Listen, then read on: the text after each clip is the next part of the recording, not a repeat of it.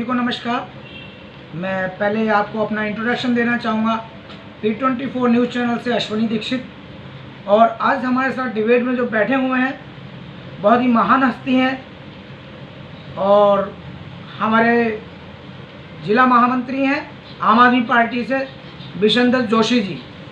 तो आज डिबेट में हम कुछ मुख्य बातों पर डिस्कस करेंगे और डिबेट पर इन्हीं बातों को लेकर के समाधान, जो आगे समस्याओं का जो आगे समस्या हैं उनका समाधान क्या होता है, कैसे होता है, आज हम अपने ज़िला महामंत्री विशेंद्र जोशी जी से इस बारे में डिस्कस करेंगे। तो मैं चाहूँगा एक बार आपका भी इंट्रोडक्शन हो जाए। सबसे पहले तो आप सबको नमस्कार। और आज जो भी ये P24 चैनल में इस कार्यक्रम को देख रहे हैं उन सभी को मेरा सादर नमस्कार। तो आज हमारा पहला सवाल है जोशी जी से कि जिस तरीके से उत्तराखंड के अंदर सिडकुल की कंपनियां लगाई गई हैं, सितारगंज के अंदर सिडकुल लगा हुआ है और इसमें बहुत सारी कंपनियां हैं, लेकिन इतनी सारी कंपनियां होने के बावजूद भी जोशी जी यहाँ बहुत सारे लोगों में बेरोजगारी फैली हुई है। गरीब परिवार के जो भी लोग हैं कंपनियों में तो लगना चाहते हैं, लेकिन उनको अधिकतर ठेकेदारी प्रथा पर ही लगाया जाता है और ठेकेदारी प्रथा में कभी भी लेबर को हटा दिया जाता है। तो उत्तराखंड के अंदर क्या ये अच्छा है कि उत्तराखंड के अंदर जो कंपनियां लगी हैं उसके अंदर कम से कम यहाँ के स्थायी निवासी को तो कंपनी बेस पर लगना चाहिए, लेकिन ऐसा नहीं है। इसमें आपकी राय क्या है? क्या ये कंपनी बेस पर लगने चाहिए या ठेकेदारी प्रथा पर ही रहना चाहिए?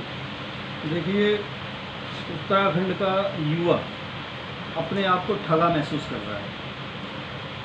पहले 10 साल कांग्रेस की सरकार यहाँ पे रही, उसके बाद अब 10वां साल ये जो है 10 साल जो है बीजेपी की सरकार हो चुकी है, 10वां साल चल रहा है। तो उत्तराखंड का बेरोज़गार जो है युवा बेरोज़गार घूम रहा है। जहाँ तक सितारगंज सिडकुल की अगर हम बात करते हैं तो सितारगंज में जिन युवाओं को रोज़गार मिला भी है तो उन युवाओं को ठेकेदारी प्रथा के अंतर्गत मिला है, जबकि कायदे में जो है ठेकेदारी प्रथा के अंतर्गत रोज़गार ना मिल करके जो है उन्हें जो सिस्टम से होता है उसके अंतर्गत रोज़गार मिलना चाहिए, लेकिन ऐसा नहीं है। पहाड़ की अगर आप बात करोगे, पहाड़ में आप देखिए, पहाड़ में पूरे के पूरे पहाड़ में कई गाँव के गाँव खाली हो गए हैं जिसके, और कई जगह तो ऐसा है कि पूरे गाँव में 1-2 परिवार में ही लोग रहते हैं। तो इसके पीछे क्या कारण है? हमारी जो भी आज तक सरकारें रही उनकी गलत नीतियाँ हैं। युवाओं को अगर रोज़गार मिलता तो वो क्यों दिल्ली, बम्बई या गुजरात, महाराष्ट्र जाते? उन्हें जाने की आवश्यकता ही नहीं थी। और मैं ये कहना चाहूँगा कि आम आदमी पार्टी की जब सरकार आएगी तो हम लोग युवाओं के लिए एक ठोस नीति लेके आएंगे जिससे यहाँ पहाड़ से पलायन रुके, हमारे यहाँ पे अगर रोज़गार मिले, युवाओं को रोज़गार मिले और ठेकेदारी प्रथा के अंतर्गत ना मिले, ताकि उन्हें जो भी सरकार द्वारा निर्धारित मापदंड के अंतर्गत जो है उन्हें वेतन, सैलरी और अन्य भत्ते, अन्य सुविधाएँ सब कुछ मिले। ये भाजपा और कांग्रेस की सरकारें रहते संभव नहीं है। ये काम अगर कोई करेगी तो सिर्फ और सिर्फ आम आदमी पार्टी की सरकार ही करेगी, जिस तरीके से हम लोग दिल्ली में करके दिखा रहे हैं। अच्छा जोशी जी, जिस तरीके से हम देख रहे हैं कि आम आदमी पार्टी का अब यहाँ बढ़िया हिसाब किताब हो रहा है, तो क्या लगता है कि आपकी जो हमारे केजरीवाल जी हैं उनके माध्यम से आपकी यहाँ पर आपको आम आदमी पार्टी में टिकट विधायकी के लिए, MLA के लिए मिल सकती है? तो ऐसा कुछ संभव है क्या? देखिए, टिकट किसको मिलेगा किसको नहीं मिलेगा ये तो जो है हमारा शीर्ष नेतृत्व और उस विधानसभा की जनता तय करेगी, क्योंकि शीर्ष नेतृत्व भी जो है उसी को टिकट देगा जिससे विधानसभा की जनता चाहेगी। तो अभी ऐसा कोई विषय नहीं है, टिकट जिसे भी मिलेगा अच्छे आदमी को मिलेगा, योग्य आदमी को मिलेगा और हम सब पार्टी के कार्यकर्ता उसे जिताएंगे। जो भी झाड़ू निशान लेके आएगा, जिसे भी पार्टी झाड़ू निशान देगी, उसे हम सारे कार्यकर्ता, वो चाहे छोटा चाहे एक सामान्य कार्यकर्ता है चाहे पदाधिकारी, हम सब लोग मिलकर उसे जिताएंगे। अच्छा जोशी, एक चीज़ हमने नोट की थी कि उत्तराखंड के अंदर कोरोना वायरस जैसी महामारी काफ़ी तादाद पर फैली और उसमें क्या हुआ कि जिसको जो पॉजिटिव नहीं है उसको भी डॉक्टरों के माध्यम से पॉजिटिव दिखा दिया गया। कुछ ऐसे केसेस बीच में आए थे कि जो पॉजिटिव नहीं है उनको भी पॉजिटिव दिखाया गया। तो क्या लगता है कि ये सरकार या चिकित्सा विभाग कौन ऐसा धोखाधड़ी कर रहा है जो नेगेटिव को पॉजिटिव, पॉजिटिव को नेगेटिव इस तरीके से दिखा दे रहे हैं? क्या मामला है, ऐसा कुछ लगता है आपको? देखिए, पिछले साल भी जब लॉकडाउन लगा था तो इस तरीके के कई मामले सामने आए थे, आपको सब मालूम होगा। ये सितारगंज में राम नगीना जी वाली गली में भी ऐसे कई विषय आए थे कि उन सबको, और हमारे वार्ड नंबर 1 चंती मेरा, जहाँ मैं रहता हूँ, जहाँ भी हमारे सामने एक गली है, उस गली से भी बहुत सारे लोगों को पॉजिटिव बता के ले गए थे और फिर उसके कुछ दिन बाद छोड़ दिया गया, नेगेटिव बता दिया गया, क्योंकि उन लोगों का ये कहना था कि वो बिल्कुल स्वस्थ हैं। और बाकी सब जानते हैं कि आंकड़ेबाजी का खेल रहा है ये सब कुछ। अब इस बारे में ज़्यादा क्या कहा जाए, सबको मालूम है कि ये सब क्या खेल चला है। अच्छा, मतलब अगर देखा जाए तो सब कुछ राजनीति ही है, देखा जाए तो जिस तरीके से नेगेटिव को पॉजिटिव दिखा दिया गया, पॉजिटिव तो है ही पॉजिटिव। तो अच्छा, जैसे लॉकडाउन जो चल रहा था जब से, तो लॉकडाउन के चलते आपकी पार्टी ने या आपके माध्यम से कुछ गरीब परिवारों को सहयोग किया गया, तो किस तरीके से किया गया आपके द्वारा? देखिए, हम लोगों के द्वारा, आम आदमी पार्टी के द्वारा पूरे उत्तराखंड में इस कोरोना काल में अगर किसी पार्टी ने, मैं कहूँगा, सबसे ज़्यादा काम किया तो आम आदमी पार्टी ने किया है। हमने, मैं बताना चाहूँगा, नानकमता विधानसभा के अंतर्गत, जिसका जिम्मेदारी मुझे पार्टी ने दी थी, हमने बिल्कुल कोरोना काल के अंदर, जिस समय अच्छा खासा जो है वायरस का प्रकोप था, हम लोगों ने हर घर, हर गाँव, हर दुकान सैनिटाइज अभियान चलाया और नानकमता विधानसभा के तमाम घरों में जाके हम लोगों ने एक घर को सैनिटाइज किया। और मैं एक और बताना चाहूँगा, हम लोग अभी पिछले कुछ दिन पहले की बात होगी, 15 दिन पहले की बात, तो हम लोग जा रहे थे नानकमता नगर को सैनिटाइज करने, लेकिन रास्ते में ही हम नानकमता नगर पहुँच ही चुके थे। उसी समय मुझे किसी का, कुछ लोग मुझे मिलते हैं, वो कहते हैं आप जो है घेरा फार्म जाइए जी, क्योंकि घेरा फार्म में कई मौतें हो चुकी थी कोरोना वायरस से, और बोले नानकमता में तो अब स्थिति ठीक है, लेकिन पहले नानकमता आप सैनिटाइज बाद में करना, पहले आप घेरा फार्म को सैनिटाइज कीजिए, जहाँ बहुत ज़्यादा मौतें हो गई है और वहाँ वायरस का प्रकोप बहुत ज़्यादा है। तो हम लोगों ने तुरंत अपना काफिला घेरा फार्म की तरफ मोड़ा और घेरा फार्म हम लोग पहुँचे। और मैं आपको बताना चाहूँगा आपके चैनल के माध्यम से सब दर्शकों को कि घेरा फार्म में लोगों ने अपने घरों के आगे बिल्कुल ऐसा बैरिकेड लगा रखे थे, बांस वगैरह ऐसे लगा रखे थे कि गांव के लोग ही एक दूसरे के घरों में नहीं जा रहे थे। और उस गांव में कई मौतें जो है कोरोना वायरस की वजह से हुई थी, कोविड के चलते हुई थी। तो जब हम लोग वहाँ पहुँचते हैं, हमारी टीम पहुँचते हैं, गाँव वाले बहुत खुश हुए और एक एक घर को हमने सैनिटाइज किया। और उस बीच में कई लोगों ने हमसे भी सवाल किए, भाई आप इस कोरोना काल में, कई हमारे शुभचिंतक थे, रिश्तेदार नातेदार भी थे, कि इस कोरोना काल में आप जा रहे हो, आपको डर नहीं लग रहा है क्या? तो मैंने उनसे सिर्फ एक ही बात करी थी कि जीवन और मृत्यु ऊपर वाले के हाथ में है। हम इस समय सिर्फ और सिर्फ, हमारे दिमाग में यह हमारा पार्टी का निर्देश है कि हमें हर घर, हर दुकान को सैनिटाइज करना है। उसी क्रम में हम लोग जो है गांव-गांव, घर-घर जा रहे हैं और हमने उस काम को बखूबी अंजाम भी दिया। अच्छा जोशी जी, जिस तरीके से केजरीवाल जी ने दिल्ली के अंदर किराया और लाइट फ्री कर रखी,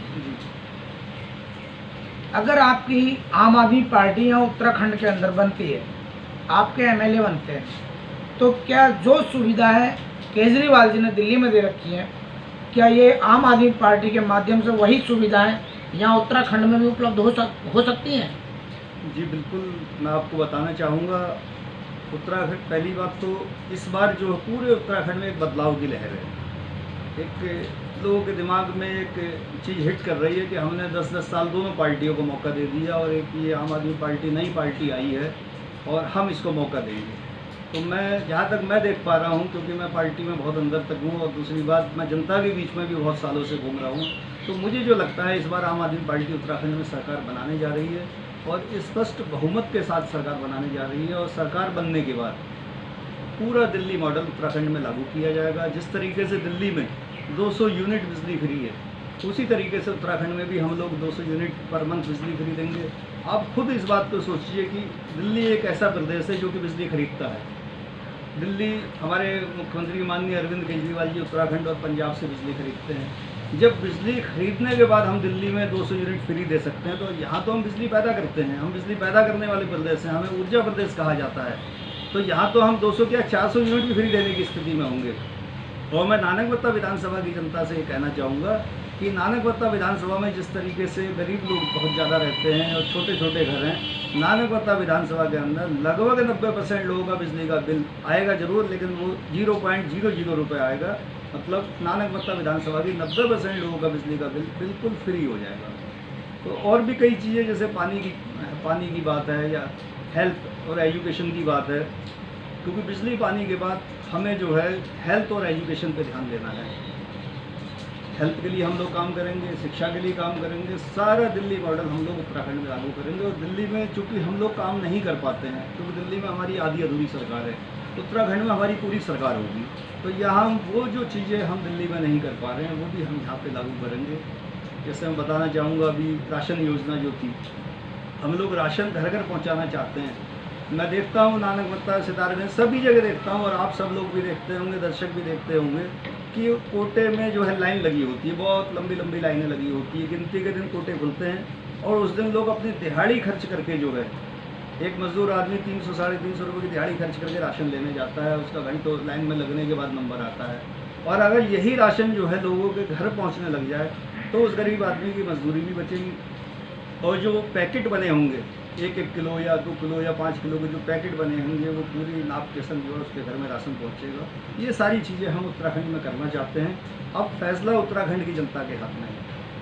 आज से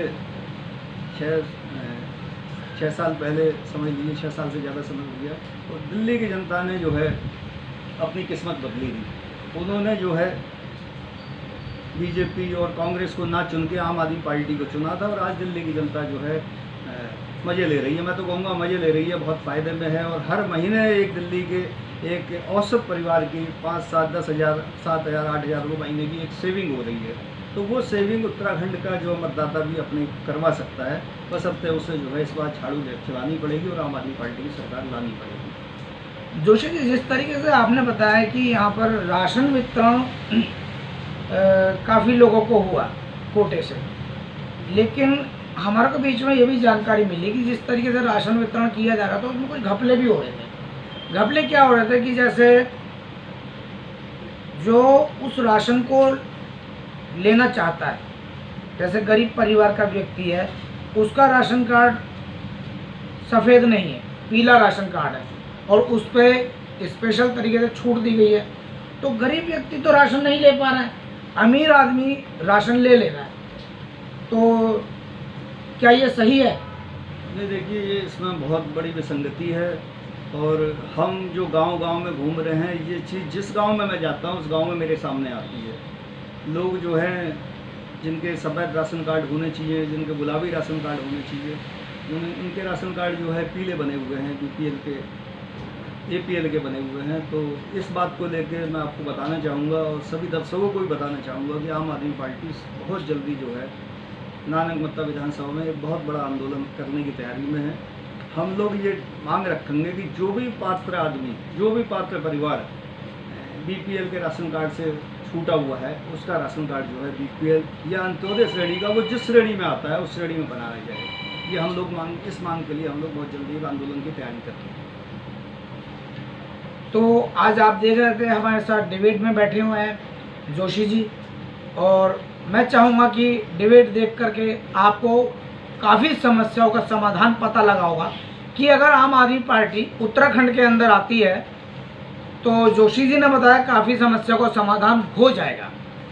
P24 से अश्वनी दीक्षित की आज डिबेट हुई है। जोशी जी, जो कि आम आदमी पार्टी से जिला महामंत्री हैं, विशेंदर जोशी जी।